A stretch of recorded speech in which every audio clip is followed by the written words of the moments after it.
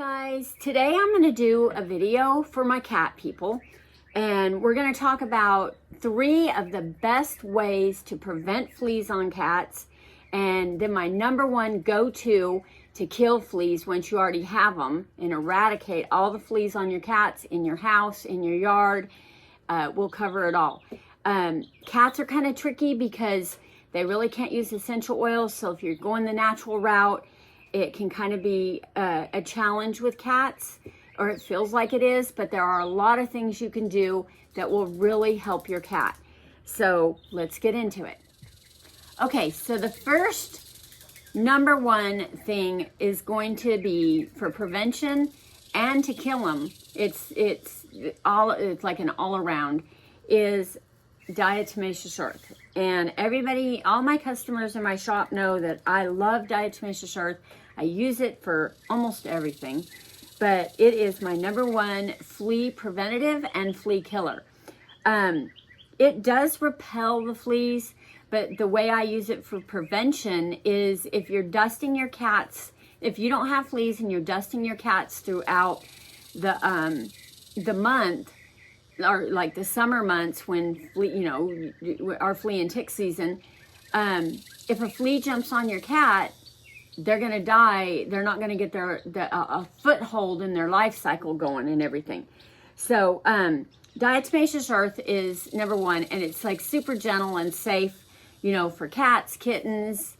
It's totally edible, and I have it on my mouth, but it's food grade diatomaceous earth. Super, super safe and highly effective for killing fleas, and to me, for preventing them as well. Now, I sell diatomaceous earth as a flea powder, but I mix some herbs with them. And that's just, this is like it's standalone. You can just use diatomaceous earth, but I add lemongrass, neem, and rosemary. And these powders they smell amazing, and they're very safe for cats. And anything in powder form like this is usually safe for cats. But I just mix it into the diatomaceous earth, and then I put that directly on the cat here that I'm doing that with my cats. But anyways, and I have several videos on how to dust your cat properly. And there's so much controversy about diatomaceous earth on, if it is safe to breathe, and well, you want to be responsible. It is powder, and you shouldn't breathe any powder or heavy dust or anything like that. I've never had any problems from it. Been using it for almost 15 years now. I've dusted all my animals with it. I put it in my chicken coop. I put it all over my house. I've put it on my bed for bed bugs. You could put it for anything. It doesn't matter. One time I had seat ticks in my bed from my dogs, and I put it all over the mattress, brushed it in real good, and then put a mattress pad over it, and then, put on my sheets and everything. And I left it there under that mattress pad for months, and it never bothered us or anything. Once the dust settles in your house, it doesn't keep fluffing up and everything. And same thing when you put it on your cat. You're going to want to brush your cat real good and get it down to the skin, and it's not flying everywhere and everything. And it's excellent stuff. That is my number 1 prevention. It should be done. My customers always ask me, because on my instructions, it doesn't really say how often you should put diatomaceous earth on. Well, you should put it on about once a week. It just always depends on the situation. It's like I live out in the country, and on a ranch, and we have a lot of open space and a lot of sand and heat, and we can get, we have rodents come in with fleas, and we can get fleas that way. So during the flea season, I'm dusting probably once a week, maybe once every 2 weeks. It just depends. But in the winter, I'll go back to maybe once every couple of months. Like in January and February, sometimes I don't even dust them. But you just need to, assess, like if you have an indoor cat and it doesn't have fleas at all, and you're just worried about maybe tracking a flea in for your cat, or and you want to do something like that, then I would maybe just do once a month. You know, like you wouldn't even have to do it that often. It always depends on the situation. Every situation's different, so you really need to, you know, just assess your situation. And I mean, overkill would probably be every day, but there have been cases when I've had flea infestations with 9 dogs and 5 cats, and, you know, and I've just really pounded a lot of diatomaceous earth everywhere so I could really get a hold on that flea infestation, and that works. One other note with diatomaceous earth is if you live in an extremely humid climate, it is going to take 3 times as long for it to work. I live in a very dry, arid climate, and so diatomaceous earth works really fast because it dehydrates the fleas, dehydrates the ticks, and it, you know, it kills them a lot faster. But it will work in humid climates. You're just gonna have to do it more often and be more patient. And, you know, like if you bathe your animal, you need to wait till they're fully dry before you put it back on. And, you know, it's just the way it is. It's all about drying them out. Okay, second thing I have for cats can't use essential oils, and my second, you know, go-to for dogs are always using essential oils. I make a balm, a salve, and I made a really good video on dogs, and I'll leave that down in the description box for you guys if you have dogs. But we can't use those things on cats because their liver does not assimilate, you know, the oils like we do and the dogs do. So that most essential oils, there are some essential oils that are safe for cats, and there are essential oils that, in fact, I got this the other day at a local store here, and it's Nature's Guardian Flea and Tick Squeeze On for cats, and it's 100% natural. And I was reading, the active ingredient is peppermint oil 10%, clove oil 7%, lemongrass 3%, and thiryl cyrate, canola oil, and vanillin, which vanillin is, you know, it repels vanilla, but it's 80% of the inert ingredients. I don't know if they're inert or if they're just other ingredients, because those might also add to killing the fleas and ticks or repelling them. It doesn't say it's a repellent. It doesn't say that it's helps protect against fleas and ticks and mosquitoes. Safe and effective when used as directed. I don't know if I don't know if I could put this on my cat. Clove has thymol in it. I don't know. I really need to look into this more, but I would stay away from essential oils. You can tread on them lightly. My cats are around a lot of essential oils, and I have a cat who's 17 who's been around them all her life. So I know that, you know, that there is some safe ones and they're not as bad. But the next thing would be hydrosols. Hydrosols are pretty safe. You could use like a lavender hydrosol, and you can buy them all over online. I don't make them because you have to distill them, and it's a process to make a hydrosol. But anyways, hydrosols are another good thing. Some of the ones that I've bought before and I've used, I'll link them down in the description box. If you want to use a spray, which is great for mosquitoes, if your cat goes outside and you don't want them to get bit up or anything, you know, to put on their ears and stuff like that. And I use coconut oil for that. Like, I grease my cat's ears with coconut oil in the summertime, and they don't seem to mind it. They like licking it off and cleaning it, but it really stays on their head, and they don't, I see mosquitoes buzz around them, but they don't land on them. Like, they just don't like it. My third one, well, actually one that's enveloped inside with essential oils and sprays and things like that, where the hydrosols, is apple cider vinegar. That's supposed to be super safe for cats. You could do 50-50 and spritz your cat. It's definitely a really good thing to do. My cats hate apple cider vinegar. They don't want to drink it in their water. They don't like it. If I'm coming towards them with it, they're gone. They don't like the smell of it or anything. So I don't use it that often, but I have used it and it does work really, really good.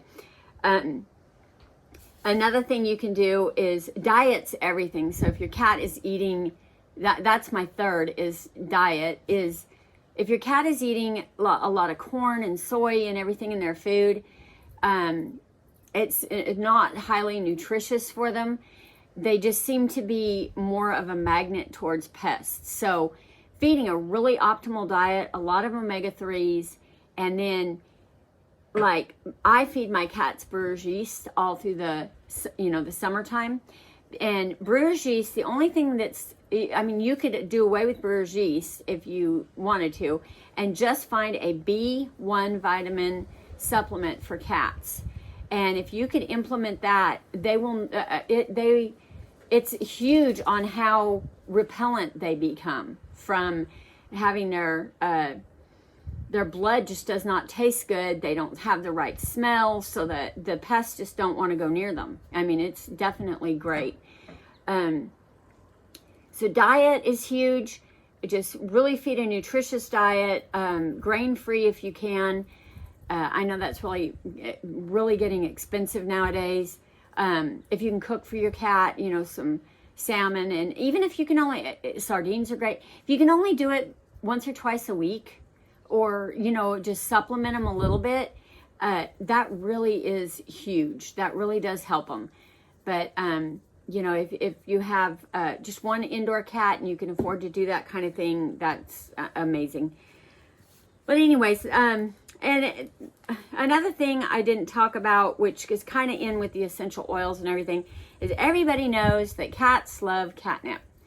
And catnip, believe it or not, when they roll around in it and everything, yeah, they love the smell of it, but they're also repelling themselves with it, because my catnip in the garden, which I grow and sell in my store, and I sell the actual buds. I sell them. Oh, it smells amazing. But I sell the buds if I can keep them away from my cats. Oh my gosh, my cats love fresh catnip. The very first time I ever harvested my catnip buds, and I was so proud of them, and I had a big box of them and everything, and I took them into my storeroom and in the box and folded it up and everything, kind of put it up high in the dark and shut it, and was just going to let it dry. And I walked in a couple days later and opened the storeroom. One of my cats had gotten in there, ripped the box to shreds, and flattened all the buds. Oh, they were everywhere. It was a mess. But anyways, they don't just roll in it because they like it. They instinctively know that this is a great repellent, and it works really, really good. Lemongrass does too, and cats love lemongrass. If you can grow catnip and lemongrass for your cats and let them roll around in it, that's great. If you don't have access to being able to grow that kind of stuff, if you can buy catnip and maybe even put it on a blanket and let your cat roll around in it, once or twice a week or something, and that's really a great way. I mean, in the wild, that's what they do. They find things that repel insects and they roll around in it. You'll see the cows brushing up against the cedar bushes and everything, So, I mean, nature knows kind of what to do. But, oh, UPS truck is here. Lovely. I will be right back. So that was the UPS man. And believe it or not, he was delivering me some pyrethrin concentrate. And this is it's approved for organic gardening. It's a botanical insecticide, and I'm using it to kill my grasshoppers, because I've never, in all the years that I've lived in Oklahoma, I've never had grasshoppers this bad. Cannot garden at all. Like, there's no way. I would starve to death if I ever had to live off the land and fight these grasshoppers. It's really bad. But this is great timing for this, because this right here is, it's sold, it's great for dogs. Like, a lot of people have used it on dogs. They sell it everywhere for dogs. And it's pretty mild, but it's very toxic to cats. My garden is way up on the hill, and there's no cats around my garden, my vegetable garden. And So, and I don't spray it like directly. I spray it like up in the trees and, you know, on the fruit trees, and then all around in the shrubs and everything. And my cats don't ever go up there. Even my barn cats pretty much hang down here. A few of them go out in the pasture and stuff, but it's not somewhere where they would ever really be. But you would never want to, if you ever see this pyrethrin in any kind of you know, natural product for cats and stuff, I would stay away from it. It's highly toxic to cats, and it usually says it on everything, you know, don't use around cats. But anyways, that is for my grasshoppers. And well, back to the cats with the natural stuff. Yeah, using catnip is definitely amazing. Apple cider vinegar, #1, diatomaceous earth. If you don't do anything else, doing diatomaceous earth is amazing. So that is my #1, and I love it because not only does it kill the fleas, it does repel them as well, because the fleas don't really like, they know it's not good for them, so they don't really go near it. If I put a layer of it around my garden, now the grasshoppers, they don't care. They're too big and hard shelled, you know, they'll go right in it. It would probably kill a grasshopper if he were to land in it and stay in it for a while. It would dry him out and suffocate him, you know, kill him, but it would take a while. So I don't really use it. It will kill pollinators and stuff like that. This also does kill the pollinators. So I spray it very early in the morning, like right at daybreak. And I don't spray it on any flowers or anything that's, you know, attracting pollinators at that time. And I don't spray it around my catnip anywhere. I have an elm tree right now, and some of the branches are, that you can't even, yeah, it's crazy. And I just was talking to the UPS man on his route. I said, do you see grass? Because when he was walking up to me, grasshoppers were just flying everywhere. I said, are we the only ones with grasshoppers, or do you see them everywhere? And he said, on 207 up the road here, he was going down and he was like, what is wrong with the telephone poles? And he stopped to look, and they were covered in grasshoppers, the telephone poles. Like, this is, but we are ranging between 105 and 109 every day, and we've had no rain, probably 2 months at least. And maybe even longer. I mean, and the rain that we've gotten in like maybe, I think the last real good rains we've got maybe were the first part of May. But everything that we've gotten has been literally 5 drops. Like I'll get a notification it's going to rain, you know, in at such and such time, and I go out and I look, and there's a tiny little cloud, and it's like 5 or 6 drops, and that's all we're getting. It's really bad.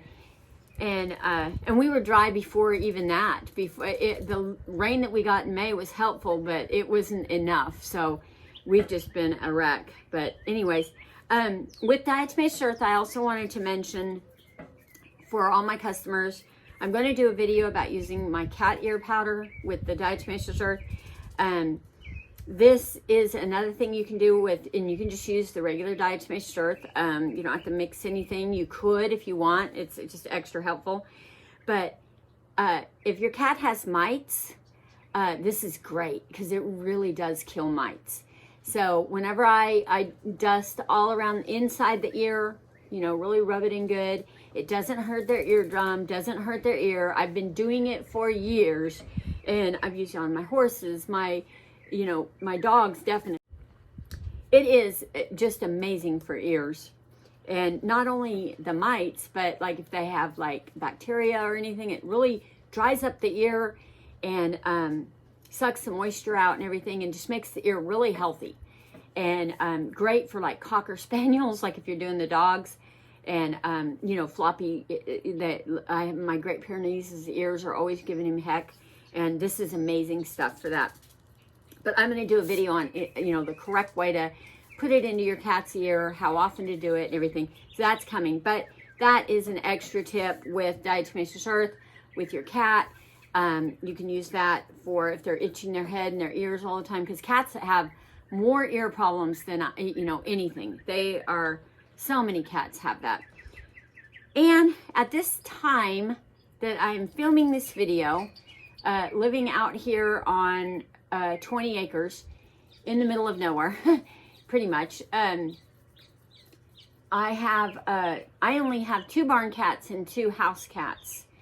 And, but we have a stray mama cat every now and then come and drop her kittens off here. And they are very feral. They are like, you can't get near them.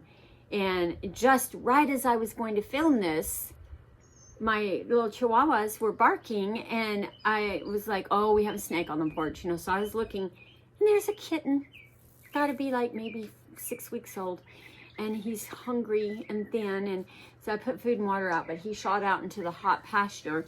Maybe he'll come back tonight, but I keep water out for, you know, everything. It's really hard to put food out for kittens. In the barn, it's not so bad, but we have possums, you know, and skunks, and we don't have raccoons or squirrels, thank goodness, but we have other things, you know, that come and eat all that. But anyways, that cute little kitty, I hope I thought about doing a live trap or something and trying to catch them and then spaying and neutering them, which is probably what I'll end up doing with them.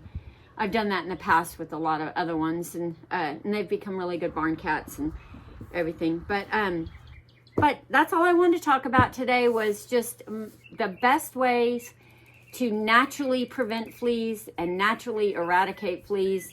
Diatomaceous earth, hydrosols, apple cider vinegar, catnip, things like that. You know, if you want to go with more of the repellents and stuff like that, those are great.